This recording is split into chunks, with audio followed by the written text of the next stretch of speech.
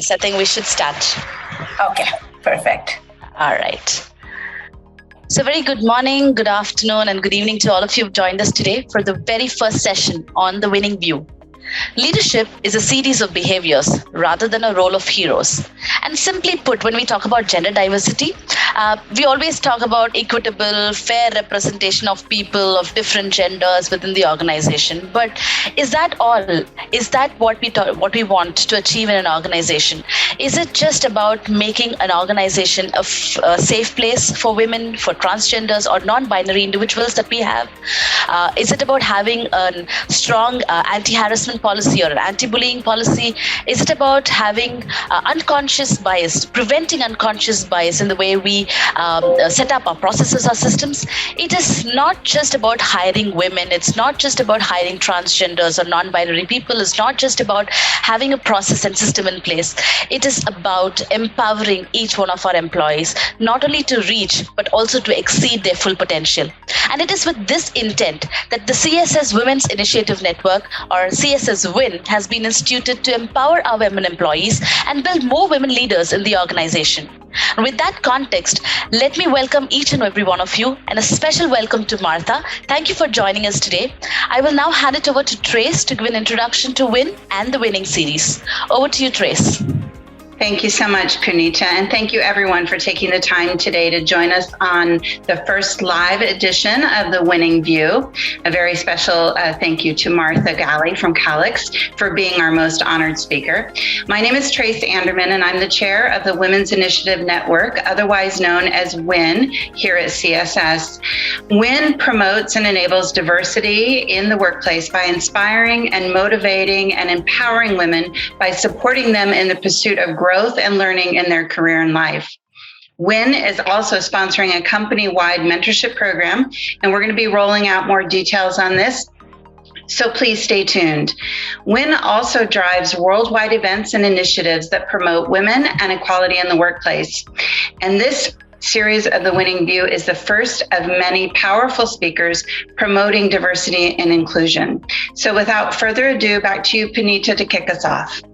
Thank you, Trace. So if your actions create a legacy that inspires others to dream more, learn more, do more, and become more, then you are an excellent leader.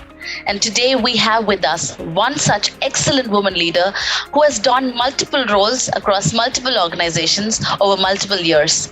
A very, very warm welcome to Martha Galley, Executive Vice President, Customer Engagement and Services at Calix.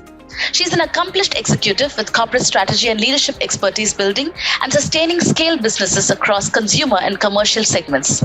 She's a thought leader with global understanding of industry culture, process, and market value in combination with strong management, creative, and communication skills. She has extensive experience in turnaround business strategies, new market development, organizational optimization, and worldwide sales.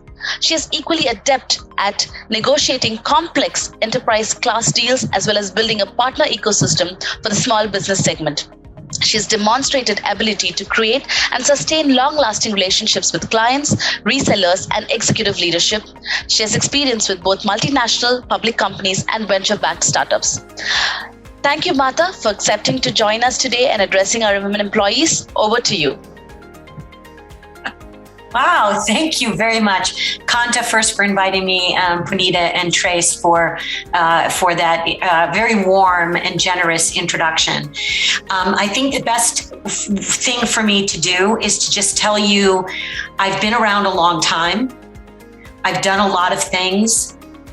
I'm married to the same man I fell in love with many, many, many years ago. And I have adult children who are off the payroll. And I consider all of those incredible successes not to be diminished by what happens to be in my LinkedIn profile. So I am at your service, which is fundamentally my leadership philosophy. Any endeavor that is worth accomplishing involves people. And it is the ability to attract, develop, retain, focus, engage, and get the best performance out of a team of people that is the heart of leadership. And I am one of those people that leads with my heart. So, lots of folks believe that you go to college, you get a job, you are an individual contributor for some period of time, and then you must be a people leader. Well, frankly, to be a people leader in my organization requires a higher order of both skill and commitment. And so I am ultimately, while I've spent my time at, in fact, 3 incredible technology organizations over the decades, Digital Equipment Corporation, Microsoft, which doesn't exist, by the way, for those of you who are young enough, has been subsumed by HP. So for all intents and purposes, HP, Microsoft, and Salesforce. I chose to come to Calix almost 4 years ago to work with the president, who's now the president of the company, Michael Weening, who I consider to be quite inspirational, because it had 3 critical factors that I look for in the jobs that I pursue. No, first and foremost is the quality of the people. An organization will never be a world-class organization without a world-class team. And the fact of the matter is that the culture that team creates is either an amplifier or a detractor to a great team of people. The second thing that was important to me is a mission. When you work for a company that aspires to put a computer on every desktop and in every home, or a company who believes that the business of business is to make the world a better place, those are great, big aspirational goals. And so for me to make a decision to not retire after Microsoft or Salesforce, but to take on another opportunity, the vision had to be a significant vision for me. And last but not least, I call it sort of the moral code of the company. I'll be very frank with you. There are great companies in Silicon Valley and other places in the world that I wouldn't work for because I don't believe that they in fact treat their employees well, nor do they add value to their communities. So a organization that has a mission that goes beyond what they do for a living, what they do to generate revenue, is in fact an important thing to me. So why do you care? Well, what I've tried to convey to you first and foremost is that great leadership starts with being genuinely who you are and true to who you are.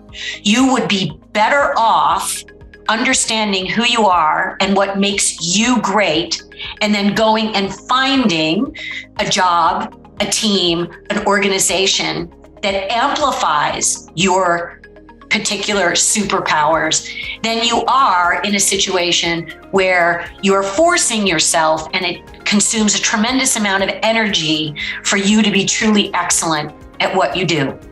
So leadership is important to me. I am a whole person, and I bring that to my job every single day. And my advice to you is to do similarly. Now, we can spend the rest of our time doing one of 3 things. I have a preference, but I am here for you. And so it's really your decision. I could spend the rest of the time we have together sharing with you sometimes hard-won, certainly well-honed pieces of experience, advice, wisdom that I've gained over my many decades as a working mother. I can pick some of the questions that Kanta sent me that either you guys submitted or she thought would be of interest to you, or we can open up the microphone and you can ask me whatever question is important to you at this point in your career and in your role at the organization. Those are the 3 options: 1, 2, or 3. How would you like to proceed?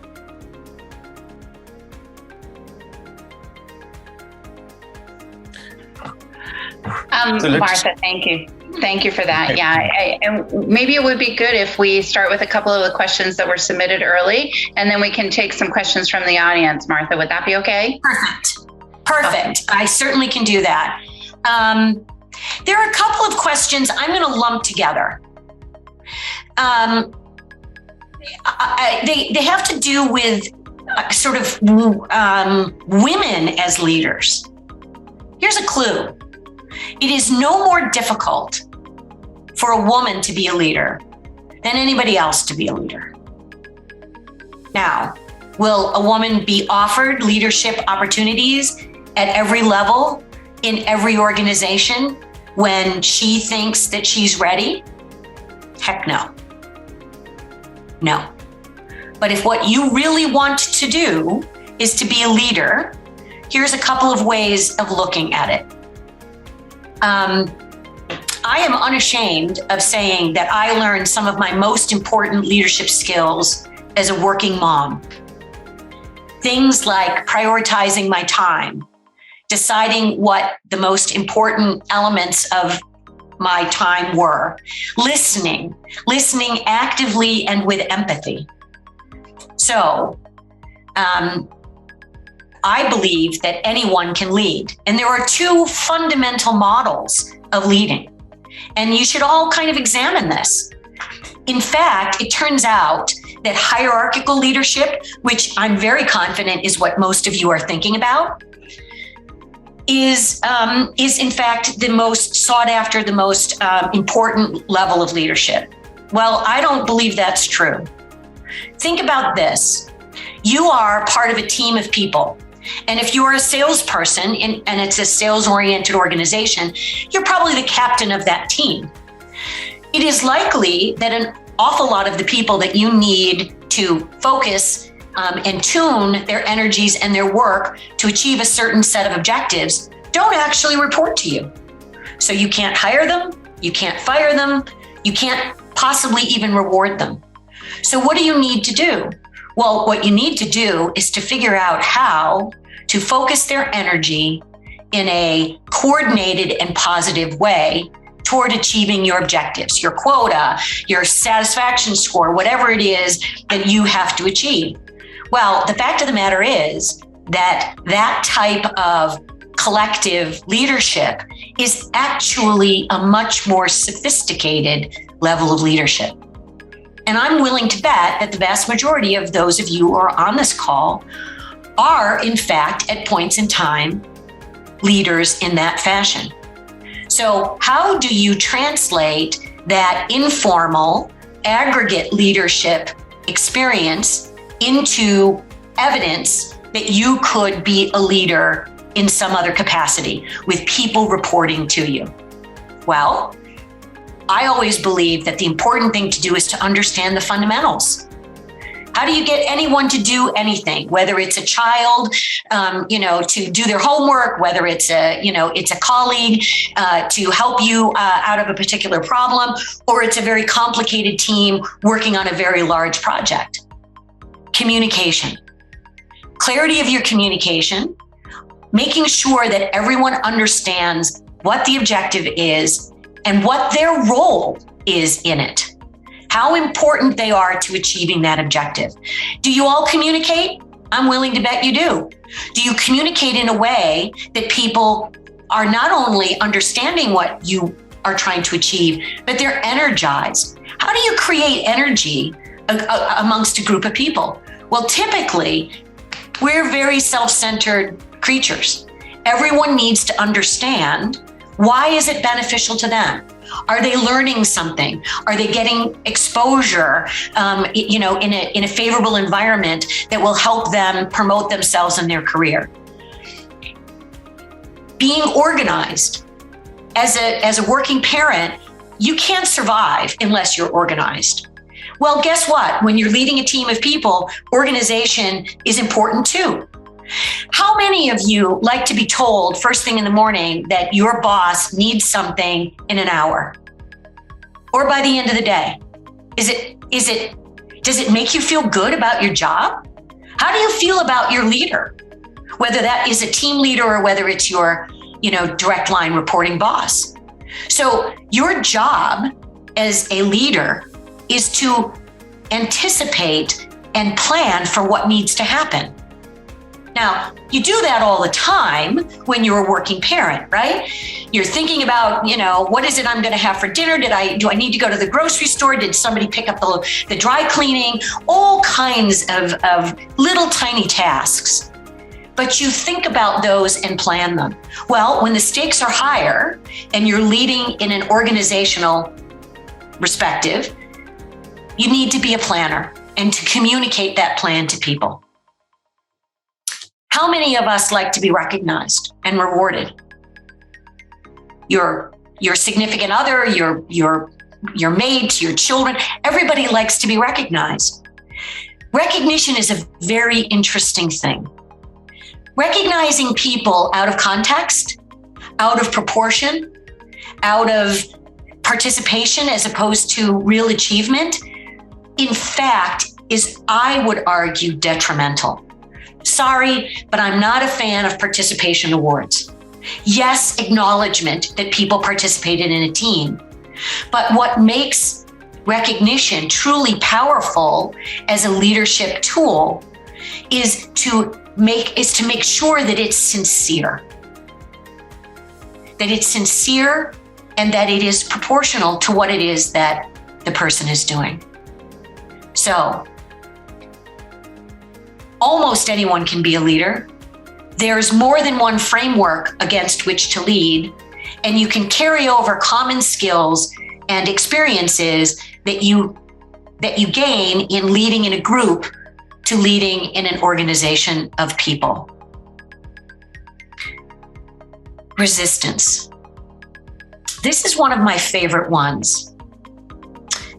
I have a strategy around resistant colleagues, resistant employees, resistant customers. And frankly, the more you can relate to different types of people, the easier this will be for you to do. Some people need you to step down off of your ego. There's a gentleman in my organization who I wasn't sure when I became his leader that we would ever build a strong relationship, because he's without question the most technical, the most formal, and the most introverted person I have worked with. My strategy there was to ask rather than tell. This might seem like an old adage, but when you think there will be resistance, it doesn't make a difference if it's a man, a woman, it's a power hierarchy level issue, if it's a skill issue. Seek first to understand. When you ask someone about their work, about their opinion, about whether or not you heard correctly, you are inviting them into that conversation. How do you gain respect? So if you need to break down a barrier, seek first to understand before being understood. If you take over a new team, the surest way to fail is to start mandating new edicts. The very first thing that works when you're resistant, especially in a situation where you're being brought in from the outside, is to learn about what works and what doesn't work. So listen first. And, while the questions were asked to me in a very specific way, I am generally going to generalize them because it's not specifically related to men. Some of the toughest folks I've needed to lead were actually women. Whether they were younger, older, it doesn't make any difference. So ask first. What is the second most important thing when you're leading any team of people where there's resistance? What are you going to do for them? Why do they want or need to be led by you? Well, that means you have to show up for them. How do you show up for people in a team? We talked about recognition before. There are, in my humble opinion, my philosophical framework, two types of leaders: builders, climbers. What's the difference? A builder realizes that by recognizing, developing, and lifting their team and the individuals who are contributing to their success, that in fact, they've built a stronger organization and they will be recognized for their people leadership as opposed to their individual heroics at the top of a stack. So be a builder. Recognize their work and put yourself behind that. Now, if you work in an organization that they expect even senior leaders to be individual contributors, you need to make a decision. Is that really what you want to do? Because leading a team of people is an honor, a privilege, and a responsibility. So, listen first, be a builder as opposed to a climber. And ultimately, the responsibility of a leader is to ensure that the team has everything they need to be successful. That means resources, breaking down barriers, plowing through political issues that may exist. That's how you break down resistance. Listen, build, provide.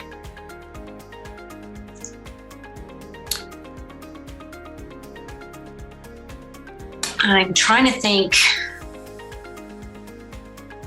Let's talk a little bit about mentorship. It is one of the biggest topics that most organizations think about when they think about subsets of their employee population, any subset of the employee population. There are kind of two different ways you can look at mentorship. You can say, I'm going to learn something from everyone I encounter, and then choose to encounter people that you respect. And you respect them for a particular reason. They're a great presenter. They understand strategy. They are killing it on their quota. Whatever reason you choose to observe this person more closely. Being mentored, to me, is a very serious commitment. So if somebody approaches me and says, gee, would you mentor me? The very first question I ask them is, what is it you think I do that you want to do better? You learn a lot by that person's answer. And I tell them, because my daughter's taught me something, sometimes it's good to know what the question is behind the question. Well, the question behind that particular question is, what do you think I'm good at? Because I'm not good at everything. If someone wants to have me mentor them for something that I'm not good at, that's not a particularly appropriate use of my time and their time. The second question I ask them is, what are you willing to do? Now, I don't really ask it quite that way, but why do I ask that question? Newsflash. I'm going to invest a lot of my time and energy in that relationship. And I'd like to understand, what is the person going to do with it? Now, after many years of being in the technology industry, I've had an opportunity to mentor a bunch of people. And I've only divorced one who basically wanted me to solve problems that she was having as a working parent with her husband, and I am not in that business. That is not how I am going to spend my time. So I suggested that they look for professional resources in marriage counseling. But I helped a gentleman leave Microsoft. And you might say, wow, why in God's name would you do that? He needed to go run his own business. He did. I said, if you're going to do that, you need a business plan. And if you're willing to write it, I will help you. He did. And he ran that business for many years until he decided to sell it and go work for a larger company. So if you're going to ask someone to be your mentor, you need to show up with what it is that that person in particular you feel they can help you with, and you need to show up with what you're going to do. Now, by the way, every mentoring relationship should be two-way. I look for people who would be interesting to me and that I can learn from. So when you're not learning, you're kind of dying. But the tempo and the tenor of the relationship is the responsibility of the mentee. So be purposeful in who you choose. Be purposeful in your approach and your plan, what you hope to get from that relationship, and then follow through with it. I have had mentee-mentor relationships that have just sort of died because people stopped showing up, and it's not my job to chase them. So you can observe people and learn from those observations. You can formalize that relationship. And as you formalize it, make sure you're prepared to own it, because it is, in fact, your responsibility.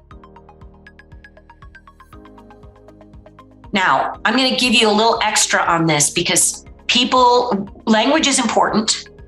And so let me help you understand a couple of things. A coach is immediate, job specific, generally speaking, tactical.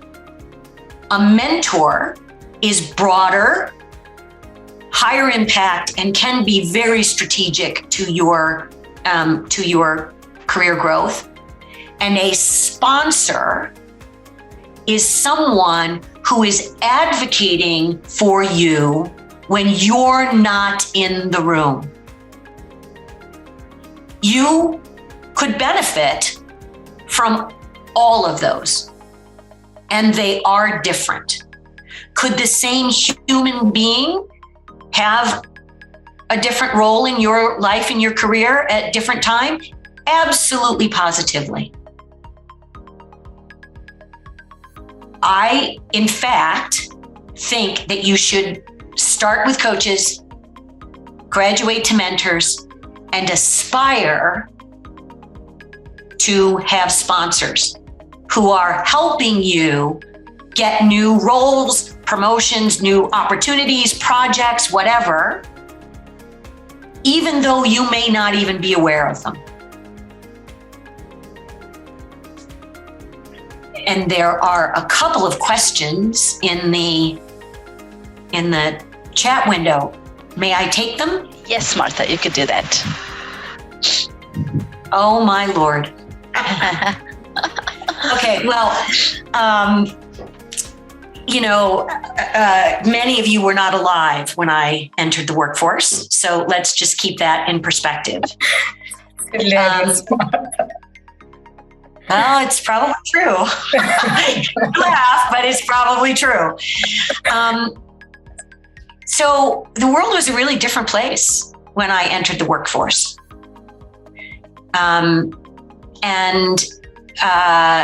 Quite frankly, I think that I had an opportunity to stand on the shoulders of the women that went before me, and I aspire to be a model of, women now and in the future, being able to stand on my shoulders. I think it is infinitely easier for women to enter and to progress in the technology workforce than it was when I entered it. Why? Well, I have a degree in biology, specifically neurophysiology. I was hired by the then preeminent distributed system client server company, Digital Equipment Corporation. Why was I hired? I had a very good education. I was communicative, easy to engage with, and told I was attractive. Did I actually have the qualifications for the first job that I got? Well, you could argue that maybe I didn't. Was I lucky? Was I good? They didn't know. But they needed a little window dressing. What they didn't bargain for was that I was very serious about my career in that organization. And to give you an indication of what it was like, I had a boss who called me into his office and said, "I've got great news for you." "Oh, what is it?" "I just got you a 33% raise."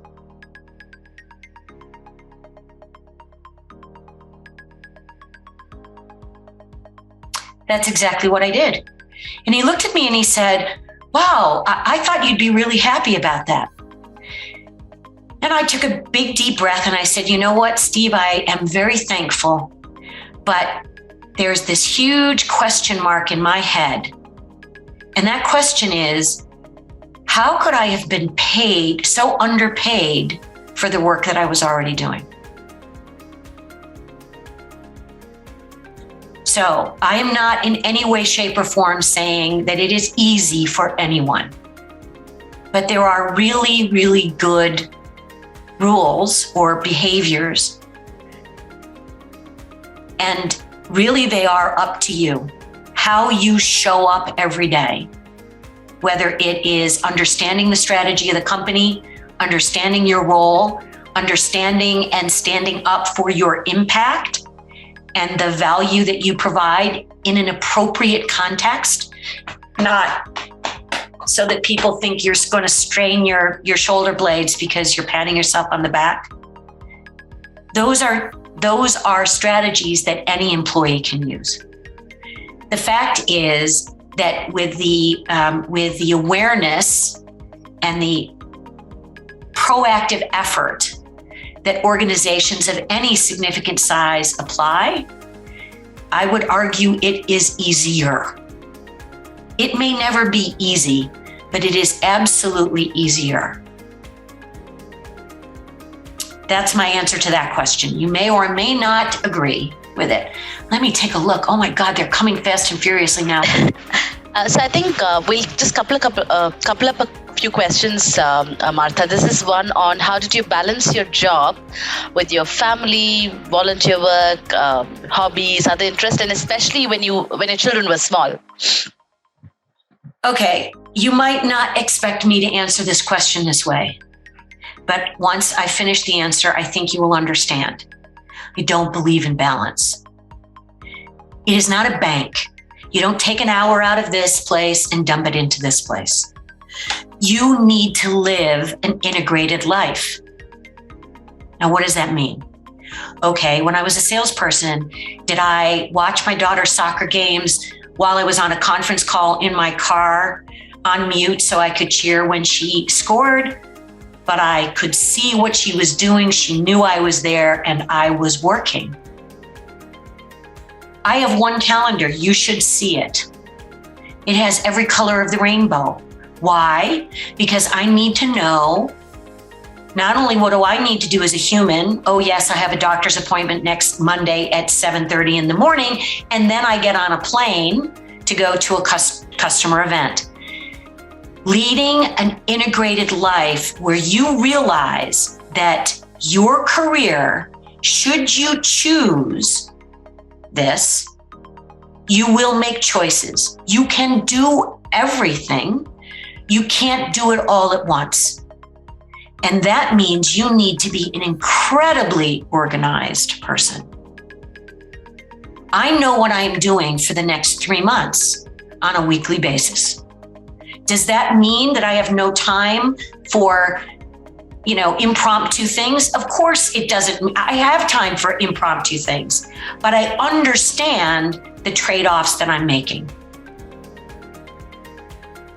So denying that you are a whole person is the first mistake. Being disorganized as the whole person is the second mistake. I carry 2 cell phones. The red one is my bat phone. I don't care if Bill Gates or Mark Benioff or Carl Russo, my current CEO, if this phone rings, and it comes up one of my family, who, by the way, know that they don't call me in the middle of the day unless it's an emergency. But if that phone rings, I am going to answer it. I learned that the hard way. Don't learn that the hard way. Now, you may not be in a situation where you can do that at the drop of a hat. I know that. But ensuring that you're organized enough that you can get things done. People used to say to me, "Why are you so intense during the day?" Because I have other things to do. I have places to be. I have people who are important to me. And wasting time, and I didn't tell them wasting time, you wasting my time during the day ain't helping. But the thing about it is that you can do those things. Now, did I say you can't do everything all at once? Sounds silly, but for those of you who are working parents, do you ever get a child who says to you at about 8 o'clock on a weeknight, "Hey, I promised to fill in the baked goods blank to the party tomorrow at school"? Okay, how do you deal with those things? You know what? You think about them in the context that you can cope with it and you're not stressing yourself in your job. What did I do? Oh, God bless, tubes of cookie dough in the freezer. Every single week I had them in the freezer. Guess what? The teachers at school thought that those, slice and bake cookies were homemade. Managing my time, setting expectations. Another trick as a working parent was I would sit with my kids when they got a little bit older and say, "Look, I would love to go on a field trip, but I can't do that without planning it. So I'm going to ask your teacher what the field trips for the year are. And how about you and I decide which one of them I'm going to go on?" Is that fair? Does that make sense? And of course they were thrilled. Kids expect what they experience. So if you train them literally to be disciplined around the fact that you can do literally anything, and you just need to plan it, it will make your life a heck of a lot easier. And then there's the word that everybody's afraid of, and that's the word no. And I will give you the best are the stories, so I'm just going to give you a story. Vice president at Salesforce. Report to the executive vice president, who happens to live 3 time zones away from me, has a early Monday morning call, staff call. I got an email from him on Sunday and he wanted some information. Well, I knew that the people I had to get the information from were not working over the weekend. And so the earliest I was going to be able to get it was after that phone call. Now, I really appreciated this call being introduced as good morning, good afternoon, good evening, because the fact of the matter is that we're not 724, 365 workers. We have lives. So when we get on this call, John says to me, "Well, Martha, did you get my email?" My response was the following: "I did, John, but I got it on Sunday, and Sunday is my family day. It's kept me married for 30 plus years." You didn't hear that. I got a rash of of chat messages. Oh my God, did you just say to John that you didn't answer his email because you were spending time with your husband on a Sunday? Are you kidding me? And then others, you go, girl. You are responsible for your health and sanity. No one else is. That's what it means to be an adult. And to acknowledge that you have needs that are, reason. I wouldn't say that if it was Monday afternoon at 1 o'clock. But everybody has to have limits. You're responsible for enforcing those limits in a way that is contextually appropriate. Because I guarantee you, if you don't do that, you will build resentment. And that doesn't do anybody any good. One more story by the way, to this day, he still loves me. Did I lose my job? Heck no. Did I build confidence in other people at that level that they too need to, have limits, barriers? Yes. Sometimes people's lifestyle doesn't match well. I had a team of people at Microsoft, and one person came into me and said, they had a brand new manager. This was a skip level. What's going well? Lots of things. What's not? Joan sends me these emails at 11 o'clock at night, and I just feel so pressured to answer them. And I shared with the person, well, you have barriers. I don't think she expects you to answer them.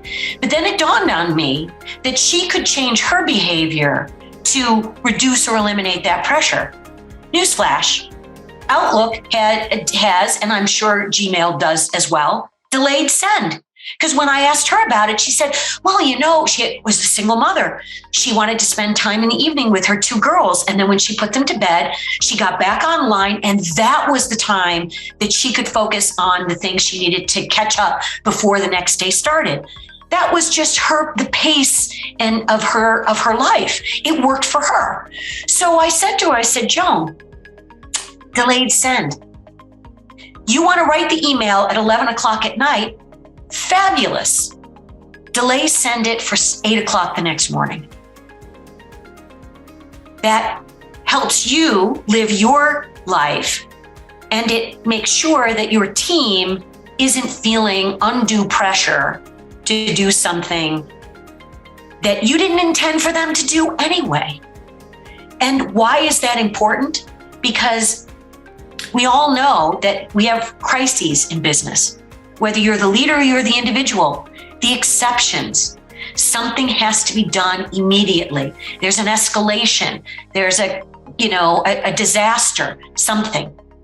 So if you manage your behavior in a way that helps the whole team live a well-integrated life, then when you do need to call on them for extraordinary effort, extraordinary time, they know how to treat it. And they, believe me, will appreciate that differentiation. So integrate your life, organize, do everything but not at once. Help your team and yourself deal with the variability in your schedule and own your boundaries. That's what I have to say about work-life balance. Thank you, Martha. In fact, you've also answered one of the other questions where they had asked about how to set boundaries and you've answered all of it in one question. So is it okay if I could take another 1 or 2 questions, Martha? Would that be fine? I'm here for you. All right, great. Thank you. So there's one question on, have you ever faced bias and judgment as a woman in the workplace, and how did you deal with it? I think almost every human faces judgment. Bias is a little bit different. have I worked with people who exhibited inappropriate behavior towards me because I am a woman? Yes, I have. How you treat that situation really depends on the severity and the circumstances. The vast majority of people that you work with do not intend to be biased. They do not intend to be biased. They are based on a lack of sensitivity or awareness. If you believe that the person is just not realizing how what they do or say affects you, then the best way to handle it is quietly, temporally close to the event, but not necessarily immediately. Why? Because if something upsets you, guarantee your blood pressure goes up, your heart rate goes up. If you lead with feelings, you're not going to get the outcome you're hoping for. Most people, when confronted emotionally, will get defensive. And if you want the outcome you want is an acknowledgement and a resolution, then you want to make sure that you're taking emotion out of it. Now, I would argue that there are a lot of people who have the purest of intent and a varying degree of success of their impact. And what we all operate in is our little fishbowl of intent. Most of us don't actually try and find out what the impact was. So, one way is to model good behavior. When there's tension or when you feel that something might not, somebody's got a funny look on your face. Hey, how I'm sorry, did that not resonate with you the right way? I have apologized. As an executive vice president, I have apologized to an employee who I asked him what his succession plan was as his organization was growing. He interpreted that as me having a performance problem with him and that I was looking for the best reference he had for replacing him. Oh my Lord, what a flyby. What a flyby. I had the absolute most positive of intent, and how it occurred to him was very different. Now, I used a non-gender, non-religious, non-racial, example just to show you that it can happen at all kinds of times. So, everything on a scale. I'm not actually going to talk about the most dramatic of those, because I think everyone knows that the right thing to do when you experience significant acts of bias, prejudice, malintent, that you really should be working with your HR department or whatever we call ours talent and culture. Because in fact, there are legal ramifications. I am confident that CSS, like Calix, has regular training around discrimination and bias for leaders and probably for employees as well. And that material typically will guide you to resources that you can make use of. But I think it's more important to deal with the low level, the stuff that's not so egregious, but happens perhaps on a much more regular basis. So start by modeling the behavior you'd like, which is, hey, the look on your face, let's talk about this. How did it feel to you? What did you interpret from that? Whatever words seem appropriate. And then if you need to approach someone, the best thing to do is to wait until the emotion is down and then just say, hey, I'm sure that you meant, and this is how it felt, or this is what I heard. Chances are that you will be able to diffuse the situation and educate the person that how they occurred to you was not really what their intention was. So that's my answer there. Got it. Thank you. Thank you for that, Martha. And I'm going to take just one last question, because you did talk about this whole mentorship and how do you choose the right mentee? But I think the question is about how do we find the best mentor? How do we find the right mentor? And how do we choose them? How do we know that this person will be the right person to mentor me, especially for young employees who are there with us, who are looking forward to grow in their careers? This is something which will be very important for them. So every job has responsibilities and competencies. A competency is a skill that's required for, that job. It could be clear communications. It could be building teams. So competencies are sort of general things where there are other job specific. Do I know how to program? Do I know how to quote? Do I know how to, order, whatever. So they are behaviors as opposed to functional capabilities. I'm going to answer this question in a very general way because every individual is specific. First and foremost, you should understand not only what you are capable of. I'm really good at cleaning the house. I don't do it. I don't do it because I do other things. So understand not only what you're good at, but what you're passionate about. That's step number one. Then you look at what it is you want to do. What are the experiences, domain skills, and behavioral skills that you need to be successful at that job or the next level?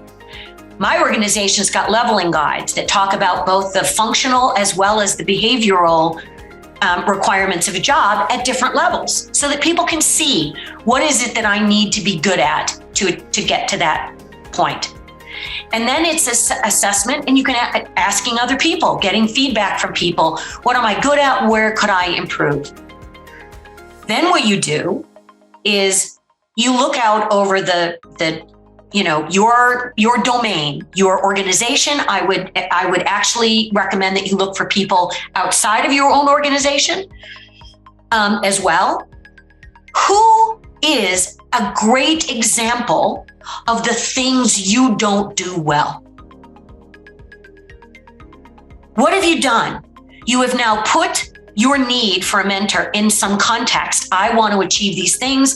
I know I'm good at this part. I'm not good at that part. You've looked out over the horizon. You've identified somebody who's really good at the thing you want to learn so that you can go and have a conversation with them.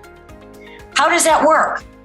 I met one of my dearest friends, and it's a joke because I learn more from her than she learns from me, mentee friends at a conference where she came and listened to my presentation. And she walked up to me at the end of it and I said, hi, how are you? And we introduced ourselves. She said to me, I want to be you. I laughed and I said, I can assure you, you don't. However, what do you mean by that? And she used that as an opener to make me laugh. And then she was very serious. I know a lot and I don't present it well. You seem to have an incredible skill at doing this. I would really appreciate it if you would mentor me in learning how to present information in a way that will engage and get participation from the audience.